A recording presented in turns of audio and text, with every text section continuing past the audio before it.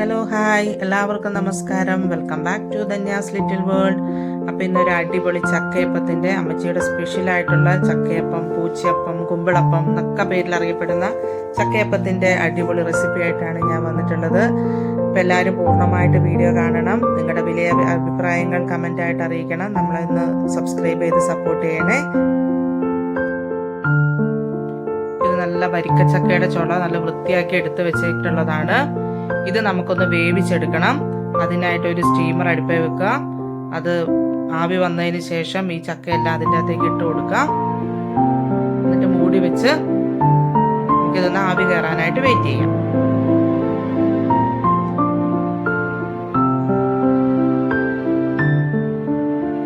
ഒരു 10 മിനിറ്റ് ഒക്കെ വെച്ചാൽ മതി. ജസ്റ്റ് ഒന്ന് ആവി വന്നാൽ മതി. ഇതിപ്പോൾ ആയിട്ടുണ്ട്. ഇത് നമുക്ക് എടുത്ത് മാറ്റി വെക്കാം. ഇത് തണുത്തതിന് ശേഷം ഒരു മിക്സിയുടെ ജാറിലിട്ട് ഇത് അടിച്ചെടുക്കാം. നല്ല പ്യൂരി ആയിട്ട് എടുത്ത് വെച്ചിട്ടുണ്ട്. ഇത് വരിക്കച്ചക്കയിലാണ് ഇത് ഉണ്ടാക്കിയിരിക്കുന്നത്. കൂഴച്ചക്കയിലും ഇതുപോലെ തന്നെ ചെയ്യാം. അപ്പം ഇങ്ങനെ വേവിച്ചെടുക്കേണ്ട ആവശ്യമൊന്നുമില്ല. ചക്കയിൽ നിന്ന് നേരിട്ട് തന്നെ പ്യൂരി എടുത്ത് നമുക്ക് നേരിട്ട് പൊടിയിലേക്ക് മിക്സ് ചെയ്യാവുന്നതാണ്. ഇതിപ്പോൾ ഈ ബൗളിൽ 2 ബൗള് അരിപ്പൊടിയാണ് നമ്മൾ ഈ ചക്കയപ്പത്തിന് വേണ്ടി ഉപയോഗിച്ചിട്ടുള്ളത്. പിന്നെ വെല്ലപ്പാനി ഒരു 8-10 ശർക്കര എടുത്ത് ഉരുക്കി വെച്ചിരിക്കുന്നതാണ്. ഒത്തിരി കട്ടിയിലൊന്നും വേണ്ട. പിന്നെ തേങ്ങ, കുറച്ച് നല്ല ജീരകവും ഒരു 4-5 ഏലക്കായും ചേർത്ത് ഒന്ന് അടിച്ച് വെച്ചിരിക്കുന്നതാണിത്. പിന്നെ തേങ്ങാക്കൊത്ത് നെയ്യിൽ വറുത്തെടുത്തതാണ്. ആവശ്യത്തിന് ഉപ്പ്. ഇത്രയും സാധനങ്ങളാണ് നമുക്ക് ചക്കയപ്പം എടുക്കാൻ ആവശ്യമുള്ളത്. പിന്നെ ഇതിൻ്റെ മെയിൻ ഘടകമായിട്ടുള്ള വഴനയില അല്ലെങ്കിൽ എടനയില എന്ന് പറയും. അത് എടനയില കഴുകി വൃത്തിയാക്കി കുമ്പിളാക്കി വെച്ചിരിക്കുന്നതാണ്. ഈ കുമ്പിളപ്പത്തിലാണ് അല്ലെങ്കിൽ ഈ കുമ്പിളിലാണ് നമ്മൾ ചക്കയപ്പം ഉണ്ടാക്കുന്നത്.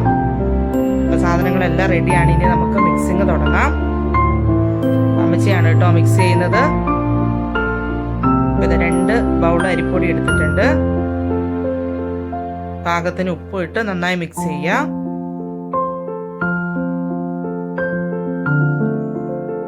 അതൊന്ന് ഇളക്കി കൊടുക്കാം. അതിനുശേഷം നമ്മൾ എടുത്തു വെച്ചിരിക്കുന്ന വെല്ലപ്പാനിയും കൂടെ ചേർത്ത് മിക്സ് ചെയ്യാം. കുറേശ്ശെ ഒഴിച്ച് മിക്സ് ചെയ്യാം. അത് എല്ലാം കൂടെ ഒഴിച്ച് കഴിഞ്ഞാൽ പിന്നെ ചക്ക കൂടെ അതിൻ്റെ അകത്ത് ഇടണ്ടേ. അപ്പം വെള്ളം കൂടി പോകരുത്. പിന്നെ അതിൻ്റെ അകത്തേക്ക് തേങ്ങ മിക്സ് ചെയ്ത് വെച്ചിരിക്കുന്ന തേങ്ങയും കൂടെ ചേർക്കുകയാണ്. അതും എല്ലാം കൂടെ നന്നായിട്ടൊന്ന് മിക്സ് ചെയ്ത് കൊടുക്കാം. അതിൻ്റെ അകത്തേക്ക് നെയ്യോടുകൂടി നമ്മൾ വറുത്ത് വെച്ചിരിക്കുന്ന തേങ്ങയും കൂടെ ഇടുകയാണ്. തേങ്ങാക്കൊത്തൊക്കെ ഇടുന്ന ഒരു ടേസ്റ്റാണ് കേട്ടോ. നമ്മൾ കഴിക്കുമ്പോൾ അതിൻ്റെ ഇടയ്ക്ക് കഴിക്കാനൊക്കെ കിട്ടുന്നത് നല്ലതല്ലേ. നല്ല ടേസ്റ്റാണ് കേട്ടോ. അതിൻ്റെ അകത്തേക്ക് ചക്കേൻ്റെ പ്യൂരിയും കൂടി ചേർത്ത് കൊടുക്കാം. ചക്കയുടെ മധുരം അനുസരിച്ച് വെല്ലത്തിൻ്റെ അളവിൽ അങ്ങോട്ടും ഇങ്ങോട്ടൊക്കെ വ്യത്യാസം വരുന്നത്. നല്ല മധുരമുള്ള ചക്കയാണ്. ഈ ചക്കയ്ക്ക് മധുരം കുറവാണെങ്കിൽ വെല്ലത്തിൻ്റെ എണ്ണം കൂടുതലെടുത്താൽ മതി. ഈ ചക്കയോടെ ചേർത്ത് നന്നായിട്ട് മിക്സ് ചെയ്യാം. അപ്പം നമ്മൾ ഈ എടുത്തു വെച്ചിരിക്കുന്ന സാധനങ്ങളെല്ലാം കംപ്ലീറ്റ് ആയിട്ട് ഉപയോഗിച്ചിട്ടുണ്ട്. അളവെല്ലാം കറക്റ്റ് ആയിരുന്നേ. ഇതെല്ലാം ഫൈനൽ മിക്സിങ്ങിലോട്ട് വന്നിട്ടുണ്ട്. ഇതെല്ലാം നന്നായിട്ട് ഇളക്കി യോജിപ്പിക്കണം.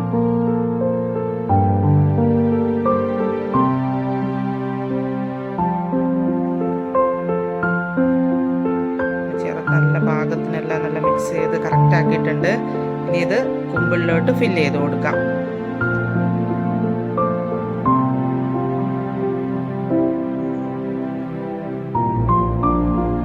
ഇനി ഒരു ചെറിയൊരു തവി വെച്ചോ സ്പൂണ് വെച്ചോ നമുക്കിത് കുമ്പിളിലോട്ട് മിക്സ് ചെയ്ത് കൊടുക്കാം.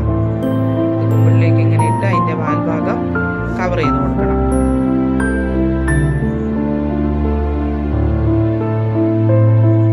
എല്ലാവരും ഉള്ള ദിവസം, കുട്ടികളൊക്കെ ഉള്ള ദിവസമാണെങ്കിൽ ഇത് അവരെ കൊണ്ടൊക്കെ കുറച്ചൊക്കെ ചെയ്യിക്കാം. എല്ലാവരും കൂടെ വർത്താനൊക്കെ പറഞ്ഞിരുന്ന് നല്ല രസമല്ലേ. ഇങ്ങനെ ചെയ്തെടുക്കുമ്പോഴത്തേനും സമയവും പോകും, ഇത് വേഗം ആവുകയും ചെയ്യും. ഇതെല്ലാം കൂടെ ഒന്ന് നന്നായിട്ട് റെഡിയാക്കി എടുക്കാം. ഈ സമയത്ത് തന്നെ നമുക്കിത് വേവിച്ചെടുക്കാനുള്ള സ്റ്റീമറോ അപ്പച്ചട്ടിയോ അപ്പച്ചെമ്പോ അത് നമുക്ക് അടുപ്പയിൽ വെച്ച്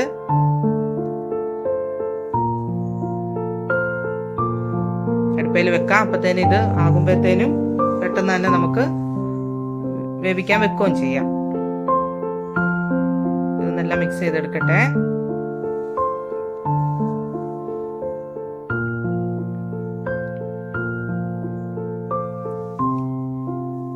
ഇതെല്ലാം ഇപ്പോൾ റെഡി ആയിട്ടുണ്ട് കേട്ടോ.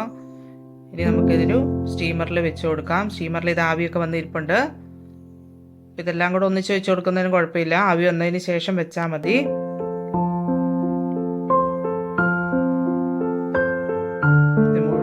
അടച്ചു വെച്ച് കൊടുക്കാം. 10-20 മിനിറ്റ് അതൊക്കെ മതി. ഇപ്പം ഇതായിട്ടുണ്ട്. ഒന്ന് തുറന്നു നോക്കിയാലോ. നല്ല റെഡി ആയിട്ട് ഇരിപ്പുണ്ട്. നല്ല മണം വരുന്നുണ്ടേ. നിങ്ങൾക്ക് മണം വരുന്നുണ്ടോ? നല്ല ആവിയൊക്കെ വന്ന് അതിൻ്റെ കളറൊക്കെ മാറി നല്ല കുമ്പിളപ്പായിട്ട് ഇരിപ്പുണ്ട്. കുമ്പിളപ്പൊക്കെ എല്ലാം ഉണ്ടാക്കി എടുത്തിട്ടുണ്ട്. ഇതിലും കൂടുതലുണ്ട് കേട്ടോ. ഞാനൊരു പാത്രത്തിലേക്ക് ഇതിലേക്ക് കുറച്ചേ വെച്ചിട്ടുള്ളൂ. അപ്പോൾ ഇത് നല്ല വൈകുന്നേരത്തെ ചായക്കൊക്കെ നമുക്ക് അതിൻ്റെ കൂട്ടത്തിൽ കഴിക്കാൻ പറ്റിയ ഒരു അടിപൊളി കുമ്പിളപ്പായിട്ട് നിങ്ങൾ ട്രൈ ചെയ്ത് നോക്കണം. Thanks for watching.